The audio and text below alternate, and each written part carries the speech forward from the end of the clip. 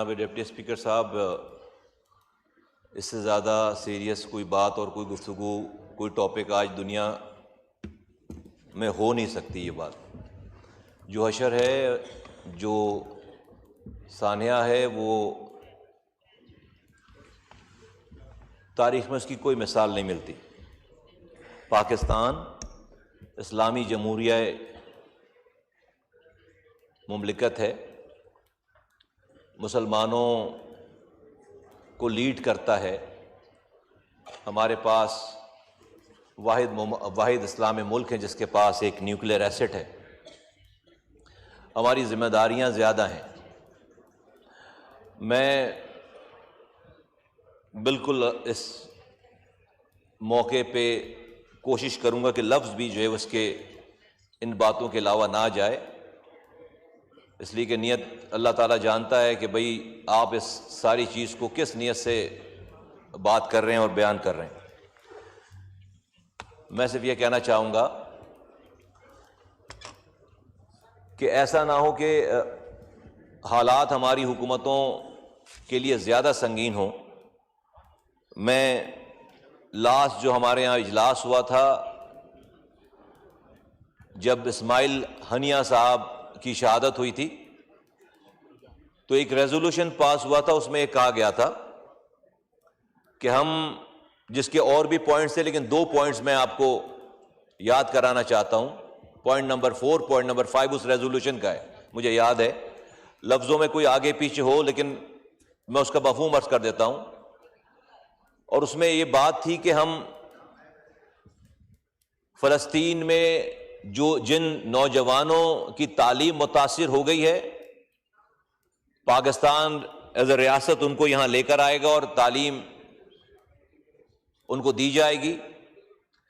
اور دوسری بات اس میں یہ تھی کہ کچھ وہاں سے زخمیوں کو لفٹ کیا جائے گا، لے کر آیا جائے گا اور یہاں پر ان کا علاج کیا جائے گا۔ میں جناب عالی کوئی درجن 2 درجن کے قریب اسٹوڈنٹس آئے وہاں سے، لیکن آج اس آپ کے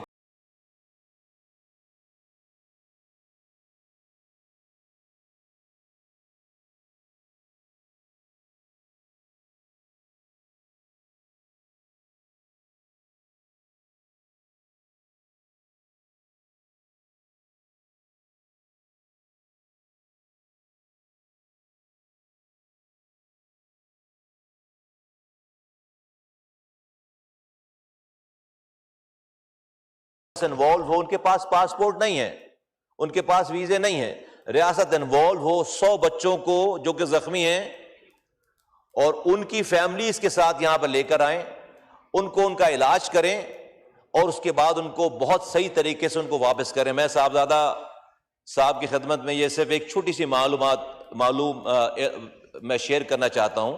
آپ جب یتیم بچوں کی بات کر رہے ہیں یہاں لانے کی، یہ شاید کوشش کہیں ہوئی ہے، فلسطین کے لوگ اپنے زخمی بچے کو بھی زمین چھوڑنے کے دینے کے لیے تیار نہیں ہیں۔ وہ کہتے ہیں کہ اسی زمین کے لیے تو ہم یہ سارا کچھ جو سہ رہے ہیں، تو ہمارا بچہ کہیں اور جا کے نہیں پلے گا۔ وہ کہتے ہیں یہیں اگر کچھ کسی کو مدد کرنی ہے تو اس زمین پر آ کر ہماری مدد کرو۔ وہ اپنے زخمی بچے، سسکتے ہوئے بچے کو بھی کسی اور کے حوالے زمین کو چھوڑ کر دینے کے تیار نہیں۔ کوئی نہیں آئے گا ہمارے پاس، کوئی بچہ، کوئی یتیم بچہ، وہ کہتے ہیں ہم ہی پالیں گے یہاں پہ، وہ نہیں جائیں گے وہاں سے کہیں بھی۔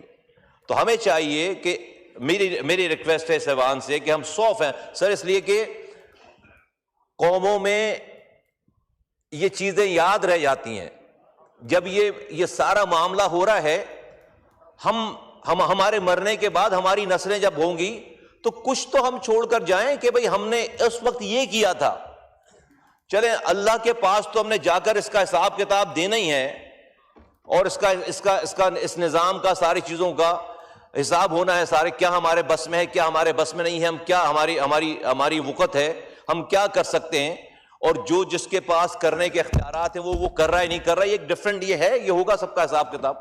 لیکن سر اس بات پہ کہ آج جب یہ ہو رہا ہے تو ایز اے قوم، کل کو ہمارے بعد ہمارے بچے، ہماری آئندہ آنے والی نسلیں کم سے کم، اور پھر وہ یاد جو 100 فیملیز جائیں گی وہ کم سے کم ہمارے ایمبیسیڈر بنیں گے۔ تو ہم، یہ بڑا سمبولک ہے، لیکن اس میں پاکستان آج اس پوزیشن پہ ہے کہ 100 خاندانوں کو لا کر 2 مہینے 4 مہینے 6 مہینے رکھ کر ان کا علاج کر کے ان کو واپس بھیجے تو وہ شاید ہمارے وہاں پہ وہ ایمبیسڈر بنے. سر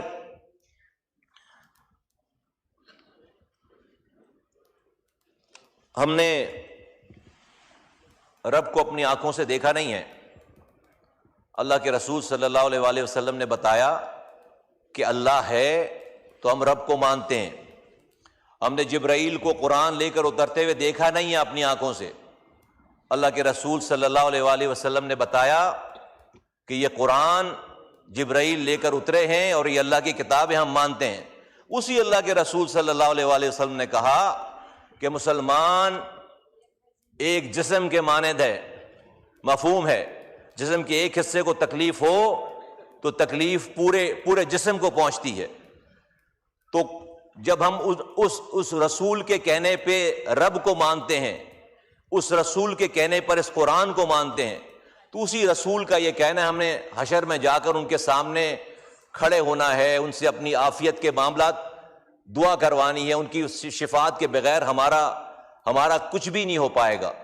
تو آج یہ سارے عہدے, یہ ساری وزارتیں, یہ ساری حکومت, یہ سارے شبشبے, یہ ایوان, یہ سب چند دنوں کی مہار ہے, سب ختم ہو جائے گا سارا سلسلہ. سر یہ فلسطینی بچوں کا, فلسطینیوں کا امتحان نہیں ہے, یہ ہمارا امتحان ہے. وہ تو اپنے امتحان میں کامیاب ہو گئے.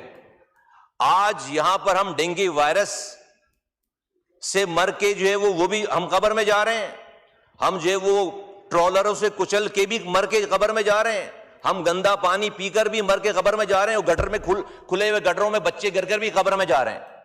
تو اس طرح بھی مر رہے ہیں, اور وہاں پر اللہ کے لیے اس کی زمین کو, قبلہ اول کو بچانے کے لیے جانے جا رہی ہیں. تو وہ تو کامیاب ہیں سارے, وہ تو سب کامیاب ہیں.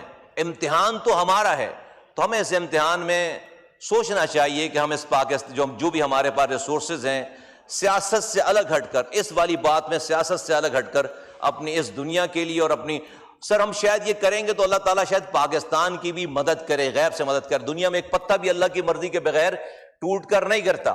ہم شاید وہ چیز جو ہمیں ابھی شاید ہمیں ایسا لگتا ہو کہ بھئی ہم کیسے یہ کام کر سکتے ہیں, شیطان وسوسے ڈالتا ہوگا, پتہ نہیں دنیا ناراض ہو جائے گی.